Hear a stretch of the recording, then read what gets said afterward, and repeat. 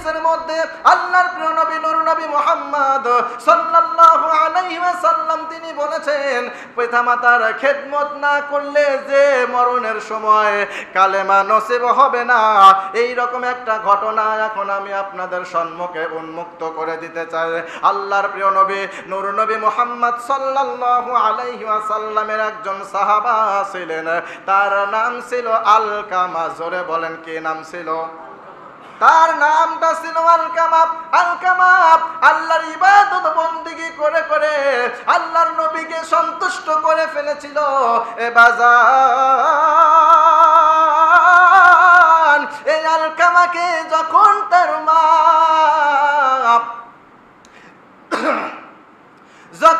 মা পৃথিবীর ময়দানে ধারণ করেছে, এই পৃথিবীর ময়দানে আলকামা যখন এসেছিল, আলকামাকে ছোট থেকে বড় বানিয়েছে। বড় বানাইতে বানাইতে আলকামা যখন বড় হয়ে গিয়েছে, আলকামাকে বিয়ে দিয়েছিল সুন্দর রমণী একটা বউ নিয়ে এসে, সুন্দর রমণী একটা মেয়ে দেখে আলকামাকে বিয়ে দিয়েছিল। আলকামা তখন তার মায়ের কথা না শুনে আলকামা তার বউয়ের সমস্ত কথা দেখতো, শুনতো। আলকামা তার বউয়ের কথা শুনতো, আলকামার মার খোঁজ খবর নিত না। এ বাজার, এইবার আলকামা অসুখের মধ্যে পড়েছে, বিরাট একটা বিপদের মধ্যে পড়েছে।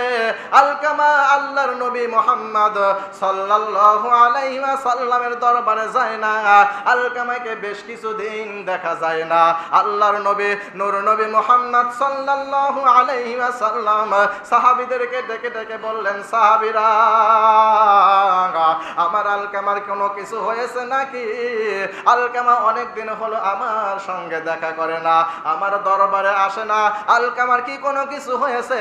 তোমরা কি কোনো তথ্য, তোমরা আলকামার কোনো খবর রেখেছো নাকি? আলকামার এই খবরের কথা শুনে আল্লাহর প্রিয় নবী নূর নবী মুহাম্মদ সাল্লাল্লাহু আলাইহি ওয়াসাল্লাম চারটা সাহাবীদেরকে একটা টিম বানায়া, চারজন সাহাবীদেরকে আল্লাহর হযরতে আলকামার বাড়িতে পাঠায়া দিলেন। দেখো আলকামার কোনো সমস্যা হয়েছে নাকি, আলকামার কোনো কিছুতে কোনো অসুবিধা হয়েছে নাকি, তোমরা আমি চারজনকে পাঠাইলাম, তোমরা যাও আলকামার বাড়িতে গিয়ে দেখো আলকামার কি হালত রয়েছে। এ বাজার,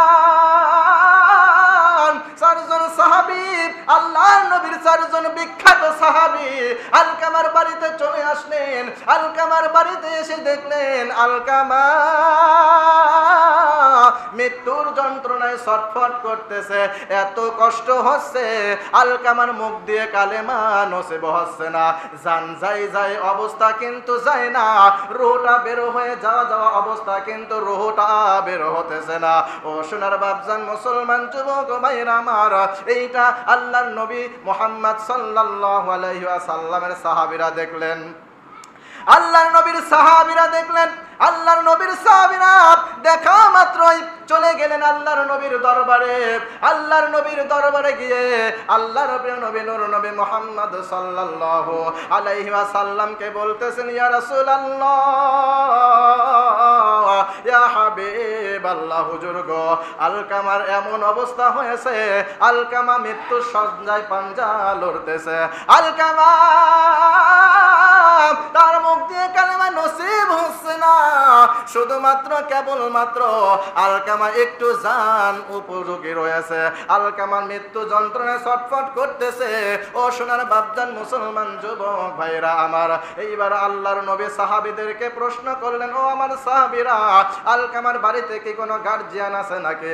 হযরতে প্রিয় নবী আল্লাহর নবী বললেন, সাহাবীরা বললেন, ইয়া রাসূলুল্লাহ, ইয়া হাবিবাল্লাহ, আলকামার বাড়িতে কোনো গার্জিয়ান নাই, শুধুমাত্র কেবলমাত্র আলকামার মা আলকামার বাড়িতে রয়েছে। এইবার সাহাবীরা বললেন, আল্লাহর নবী বললেন, ও আমার প্রাণ প্রিয় সাহাবীরা, যাও আলকামার মা যেহেতু আলকামার গার্জিয়ান, আলকামার মাকে আমার কাছে পাঠিয়ে দেওয়ার ব্যবস্থা করো। এই কথা বললেন। এইবার সাহাবীরা আল্লাহর নবীর কথা শুনে আলকামার বাড়িতে যাবেন, এমন সময় আল্লাহর প্রিয় নবী নূর নবী মুহাম্মদ সাল্লাল্লাহু আলাইহি ওয়াসাল্লাম এবার ওই সাহাবীদেরকে ডেকে ডেকে বললেন, ও আমার সাহাবীরা শোনো, তারা যাও, আলকামার মা কি বৃদ্ধ হয়ে গিয়েছে? সাহাবীরা বললেন, ইয়া রাসূলুল্লাহ, আলকামার মা বৃদ্ধ বয়স হয়েছে, এখানে আসতে হয়তো পারবে না। আল্লাহর নবী নবী মুহাম্মদ সাল্লাল্লাহু আলাইহি ওয়াসাল্লাম বললেন, তাহলে তোমরা দাঁড়াও, আমি তোমাদের সঙ্গে আলকামার বাড়িতে যাব। জোরে কোন আল্লাহু আকবার।